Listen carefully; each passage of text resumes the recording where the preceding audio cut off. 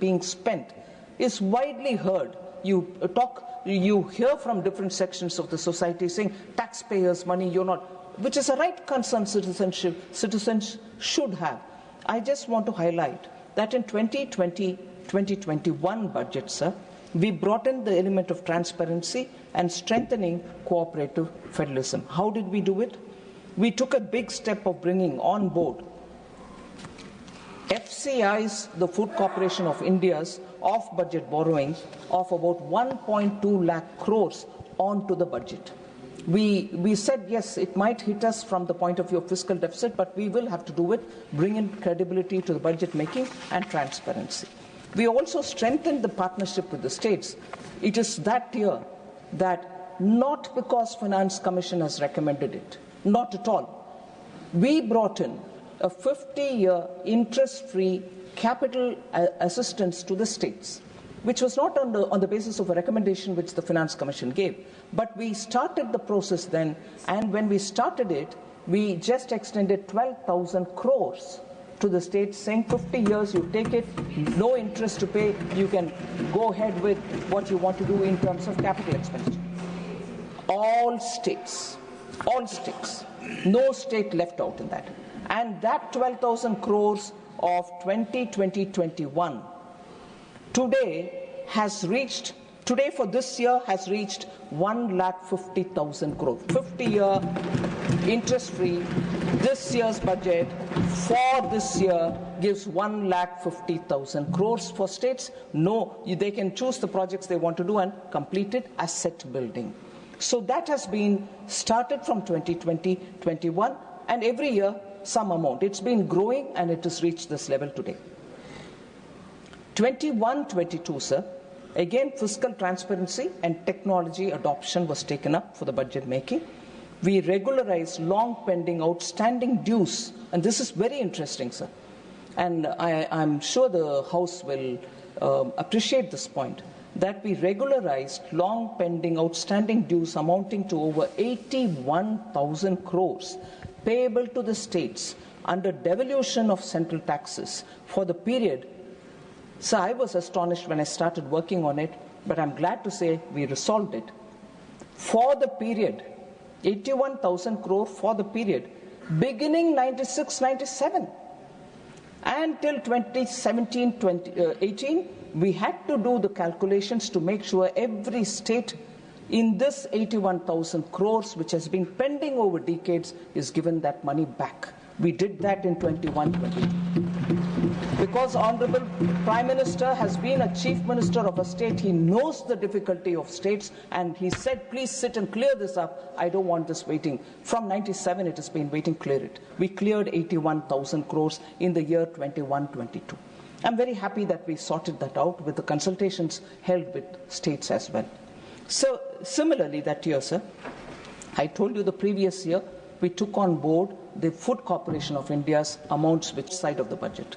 This year, after having given states their dues, which has been pending from 96-97, we took on board the off-budget borrowings of urban housing from the Ministry of Urban Development, 33,000 crores which was outside of the budget, off-budget borrowing. We brought that back onto the budget, which means we've taken the responsibility to address this. And we also prepaid it. I would like to highlight the fact that clearing debt prior to its due time has also been methodically taken up in each one of our budget exercise. That was done in 21-22. And the third step, using technology so that states and center will be clear as to where the money lies, and using technology they can see the flow of money and see where the treasury is receiving the money for which project, and therefore go ahead with state's contribution and build that. So the single nodal agency, which is for timely release of money and technology driven, so everybody knows where the money lies, was brought in 21-22, which has actually reformed. There are later instances where I'll explain about how that has helped us to see where money is lying idle, and therefore to that extent borrow less, pay interest less. So that has helped in fiscal management, sir. In 22-23, sir, Debt consolidation was given a big priority. Strengthening states' liquidity position has been a big priority. I'll just give an example. Railway Minister is just sitting next to me. We've commenced complete financing of the capital outlays of railways and highways from the union budget. So this has lowered the cost of borrowing for railways itself for their projects, and as a result, today we are able to speedily fund their capital investments. We also advanced, and this will be very much in favor for the states, we advanced the devolution date. Every month tax is devolved to the states. For years it's been done on the 20th of the month. We said, why should it go till the middle of the month? Why can't it be paid earlier? So we moved the date from 20th of the month to 10th of the month itself so that states can get it earlier. That was done so that the cash position in the states can be improved. Sir, we also did one more for the budget. Every year you have your budget estimates given during the budget presentation. And in the middle of the year, suddenly one program loses enough money. They say, we need more, so will you raise it in the supplementary demands for grants? Very well. There was a practice all the while to have 3 times supplementary demands. So it had 2 implications. One, your estimates were going for a toss, or your estimate itself was not based on the data which you get from the ground, and therefore we wanted to streamline that. And from that year, 22-23, we have brought in a fairly clear system of there will be supplementary demand, but only twice in a year, so that you are able to bring in a BE which is far more realistic rather than go along the year and keep adding for supplementary demands. So we have brought in that kind of a discipline for ourselves, much more than for anybody, and that is paying adequate rewards. Last but one, 23-24, sir, we made sure the taxpayers get a relief. So the new tax regime was brought in, and we made it as the default regime, so that unless a person wants exemption, he will be part of the new tax regime. But if he states that he wants to be in the old, he can still be in the old if he thinks he's better off in that. So we brought that in, and we also raised the tax limit, meaning up to certain income that you don't pay tax at all, to 7 lakhs in that year. And using marginal benefit, meaning marginal relief being given to the taxpayer, up to 7.27 lakh, an individual doesn't need to pay tax, was brought in 23-24, which of course this year we have gone up to the level of 12 lakhs. So 23-24 also saw a special scheme for women, Mahila Samman Bachat Patra. We brought it in 23-24 with very high interest for them so that they benefit out of that money. We also doubled deposit limits in senior citizen savings schemes and monthly income scheme. So that way, we were continuously bringing changes. And if I come to the current budget, sir, you see the trend continuing, new service and new instrument of service. That is in 24-25, I'm sorry, last budget, the July budget. New service and new instrument of service limits, meaning states, ministries will be given higher limits up to which they can spend. This has been recommended by the PAC, and also we consulted the CAG, and we brought it so that departments will have greater flexibility in spending more rather than for small amounts coming and seeking appropriation from the supplementary demands. So that has given more facility, more freedom for the departments to spend when they have an issue of a priority spending area. This is the 4th time since independence such a review has been undertaken, and we have brought it in this year, in 24-25 July budget. Similarly, one other major reform that we brought in was short-term T-bill borrowings have been drastically reduced. This has contributed for greater liquidity in the markets, in the financial system, so that private borrowers don't suffer. We don't get in, government doesn't get into the market and crowd them out. that situation shall not occur because we've now chosen to have short-term T-bill borrowings drastically cut down. We also did a buyback of G6 for about 88,000 crores. This one single step, sir, has resulted in interest saving of about 5,000 crores apart from infusing liquidity in the system. So other than what we do through the schemes, other than what we give through devolution, for managing the taxpayers' rupee far more efficiently, these are the steps that we've taken, and repeatedly proving to the taxpayer that paying the tax truly is going for nation building. So we have also, in the July budget, shown very clearly that we will have a debt consolidation pathway, and that pathway will enable our government debt to be brought down closer to 50% of GDP, of 50% of our GDP, from nearly 58% where it is now, 50% plus minus 1% by 31st March 2031. That has been explained in the documents which have been given to the budget document last July budget. So, again, if that is the trend through the budget making and the effective use of taxpayers' money, questions were raised if the fiscal consolidation has been at the cost of spending. I think in the brief opening remarks itself, I explained how there has not been any reduction in the money being given to the social sector.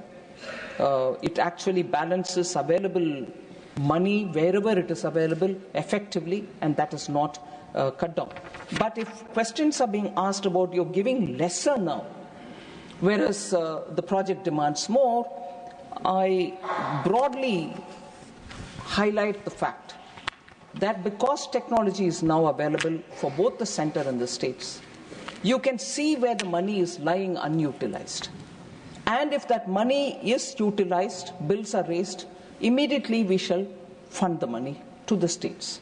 Now, whether it is lying in your treasury, whether it is lying in the SNA account, which is for a particular scheme, money is lying, sir. And big amounts are lying in various big schemes across states. I'm not pointing out for one state or another state or the third state. But if money is lying there, it is a money given, and many times borrowed money.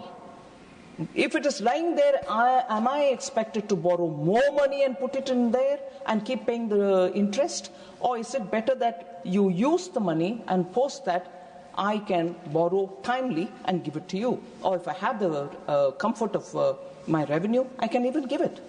But that which is lying unutilized today is available for the governments, wherever they are, state or the center, to see and to use it much before demands are made for additional resources. I wouldn't get into reading how much is lying where. It is part of the budget set of documents. You can see it in the budget document which is available, and it is in the annexure statement 4AA. So any honourable member can see which scheme money is lying within their state and use it far more effectively, and that would only make efficiency far more for the taxpayers' money. So, I've already said about the money which is going to the schemes, so I wouldn't take more of the House's time. About growth challenges, I understand two honourable members have spoken. I think it was Sulata Dev from BJD and also Honourable Member Kapil Sibal. So it is a matter of fact, as I said earlier, that there are challenges. There's no doubt about the challenges that not just India, every country is facing.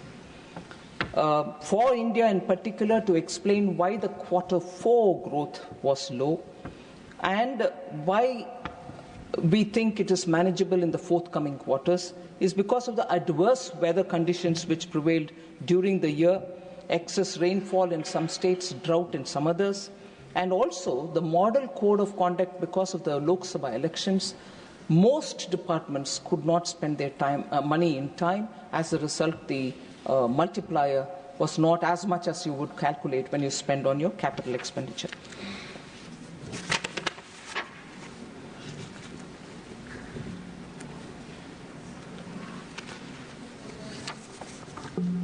Sir,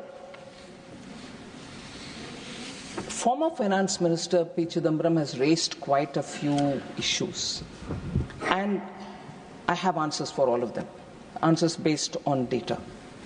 And I understand he has also communicated with me through a letter that he is unfortunately not going to be in the House today for unavoidable reasons, and I appreciate him communicating, saying that he is not going to be in the House. But nevertheless, because they are very important points, I will try to give answers for them. Talking of unemployment, वैसे आपकी उदारता है, संसदीय परंपराओं में जो बोलकर चले जा उपस्थित नहीं हो तो उनका जवाब देना आवश्यक नहीं होता, पर आप उदारता पूर्वक दे रही, धन्यवाद। Because वो information भी मुझे था। अच्छा, उनको जानकारी जी जी धन्यवाद, ठीक है। I've conceded that, sir.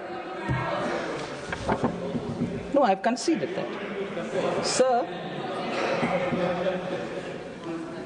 Sir, he had asked a question saying the PLFS data has been released. The PLFS has said that unemployment rate is 3.2%. The same PLFS says youth unemployment is 10.2%. And the same PLFS says unemployment among graduates is 13%. So his question was, then how does PLFS conclude that unemployment rate is 3.2%?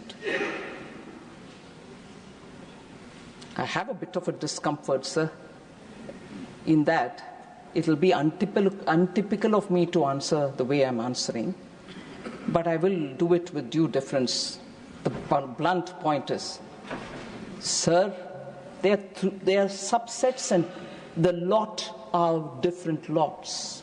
They don't sum up to become the average, which will have to be something else. You're comparing apples with oranges and then clubbing all the three and say, but how come it is 3.2%? The former finance minister, I'm sure, and I want to say this on record, is aware of it, but he still threw that question at me. With due respects, I want to tell him that 3.2 is the overall unemployment rate for the entire population. Whereas when you're talking of youth, it is a subset within which they are calculating the total. We need to improve in each one of them, there's no doubt. But to think that these did not add up to give a mean average is wrong. They are different sets. So I leave it there. I would think, oh, I'm surprised to hear that from former finance minister. I'm not saying that, but yes, surprises me.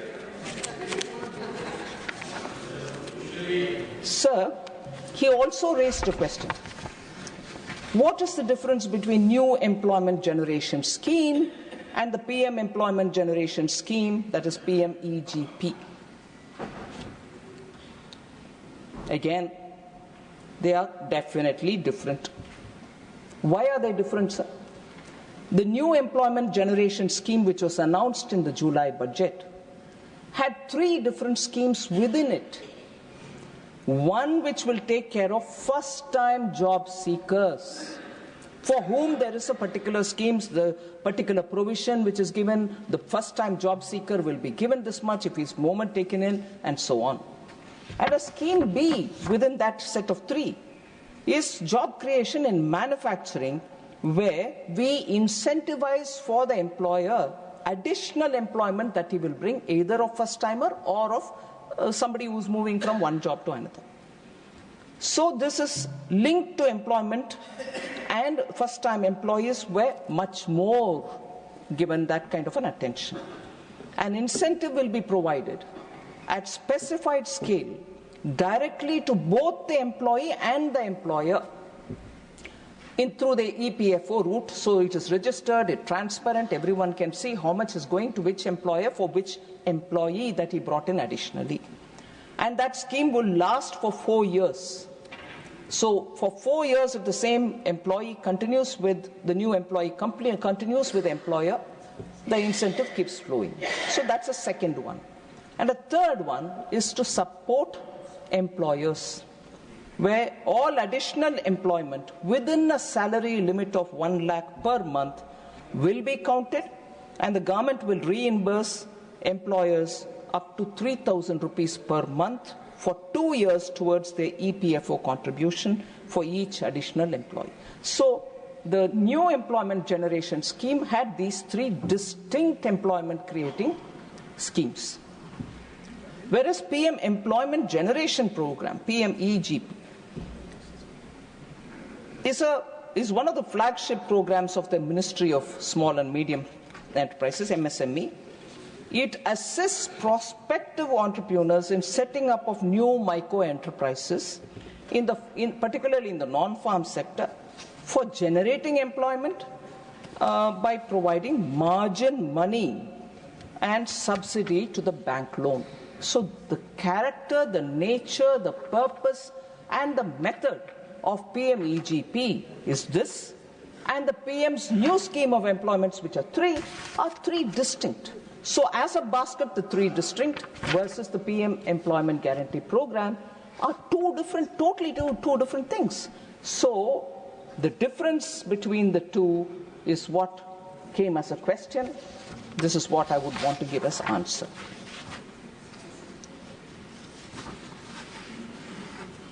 So there was also this question about high inflation, food inflation, asked by several members, former finance minister, and several other members who joined in as well.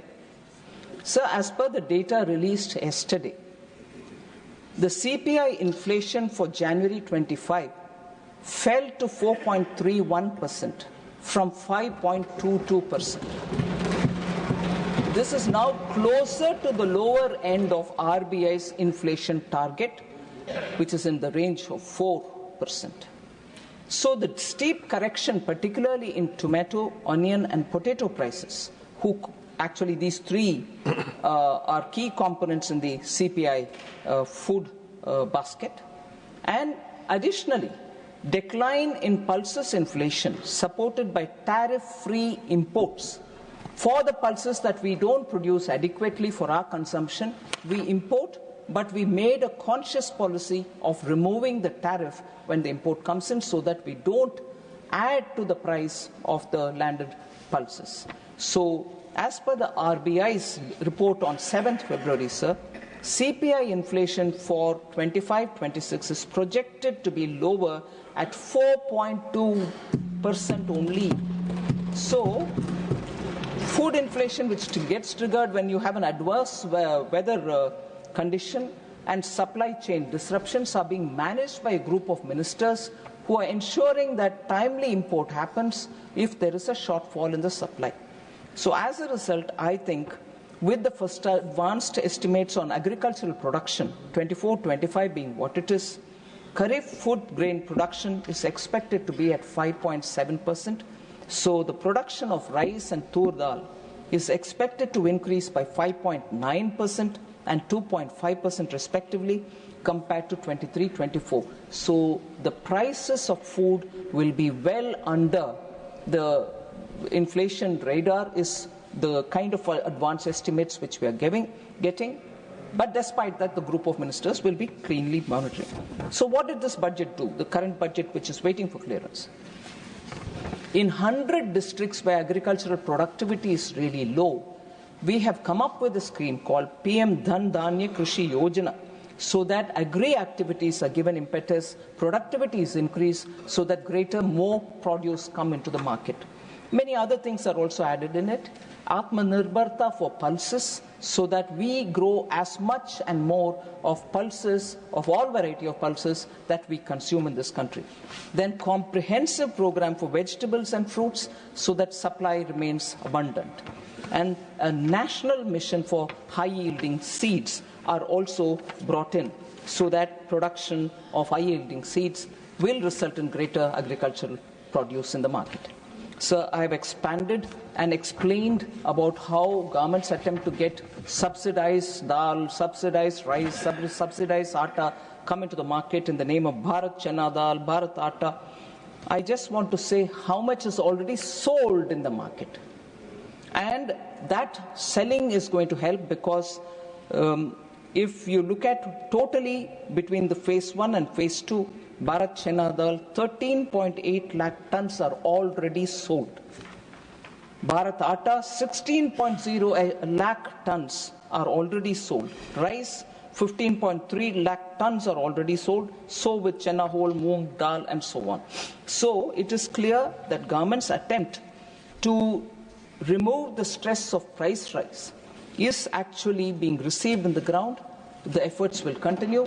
We shall make sure that price should not be a burden on the ordinary citizens. We shall support this subsidized atta, wheat and rice and chana dal and so on.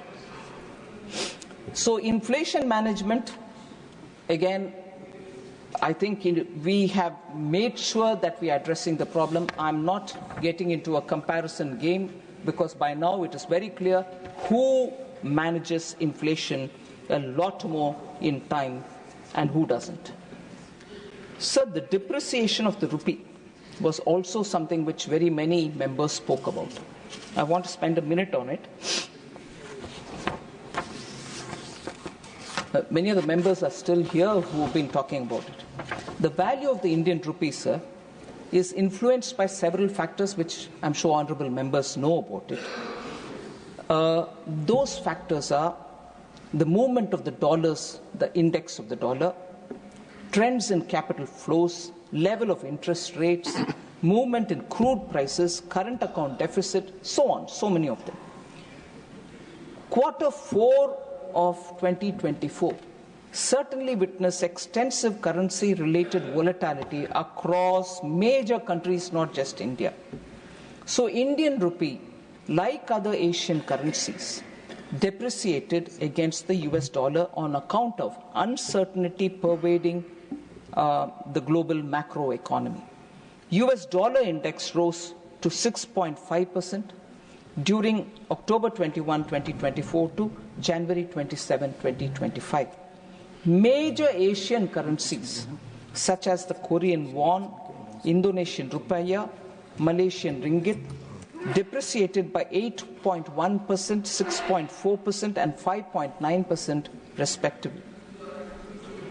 G10 currencies also depreciated during this period by more than 5.5%. For instance, the Japanese yen, British pound and euro depreciated by 7.0%, 6.6% and 5.8% respectively. So the government, we believe that overvalued currencies erode national competitiveness as exports become expensive and domestic companies will have to be given support. So I would like to allay the concerns or apprehensions of the honourable members on account of INR fluctuation. The government and RBI will continue to exercise necessary vigil. So RBI's efforts in making sure the Indian rupee is stabilized are several. I wouldn't want to take the House's time on it, but these are details which I lay on the table. Any honourable members who want to see it can go into the details of how RBI is constantly keeping a watch on the volatility of Indian rupee.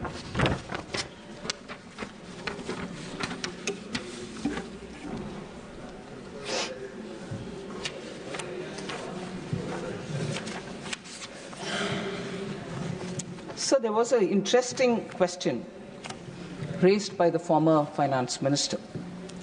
Reduction of external affairs budget. In fact, he started his debate participation by talking about that at the outset.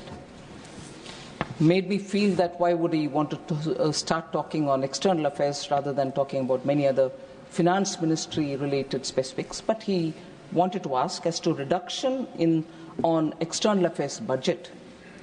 Are we reducing India's global presence? Was his question, sir. I was a bit surprised by this. The total expenditure of Ministry of External Affairs in 23-24 was about 28,914 crores. It included 8,193 crore for payment to Exim Bank. And why would it include payment to Exim Bank? Because Exim Bank was almost compelled towards invoking guarantees against doubtful debts. Exim Bank supports a lot of activity overseas, and in the instance of the payments not coming in time, they will have to invoke guarantee. So that guarantee being invoked by Exim Bank will have to be filled up by the government, and therefore 8,193 crore was given in the year 23-24. That thankfully didn't have to be given again. So to that extent, the amount has come down. So that doesn't mean External Affairs' budget has come down, but that unique situation, not very fortunate, but unique situation which arose, where guarantees being invoked had to be supported because of bad debts outside. It could be a line of credit which given to some country which is in distress, whatever. That doesn't get repeated. So to that extent, this year's allocation to Ministry of External Affairs does not include that amount. So the 24-25 External Affairs is about 25 to 77 crores, which also includes 4,383 crore for payment to Exim Bank towards guarantees invoked against doubtful debts. 23-24 had it, 24-25 had it, but 24-25 had half of what was given earlier, 8,100, 4,300.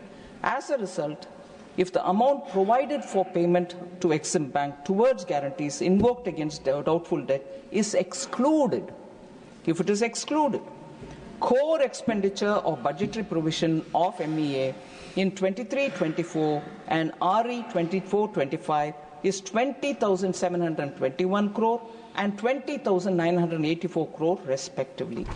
So there is no reduction for MEA.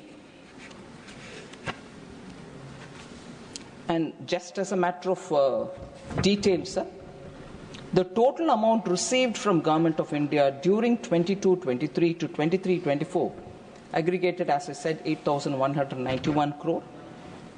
Of the above 8,000 odd crores, an amount aggregating to 7,160 crore, that is 87% of it, pertains to LOCs extended prior to May 2014. They were extended at that time. We are like, sir, you're a Hindi scholar. I don't want to risk my Hindi. Bhugat bogi. What do you say? Booked bogi. We are booked bogi of what happened prior to May 2014.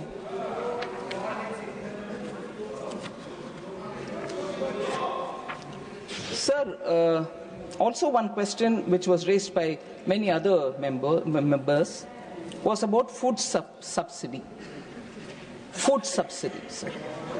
Provision made under food subsidy 25-26 is realistic and it factors reduced costs on account of the gains accruing from equity infusion made by Government of India for Food Corporation of India. 11,000 crores was infused into FCI in 23-24. As a result, the provision reflects that and rationalizes to that extent.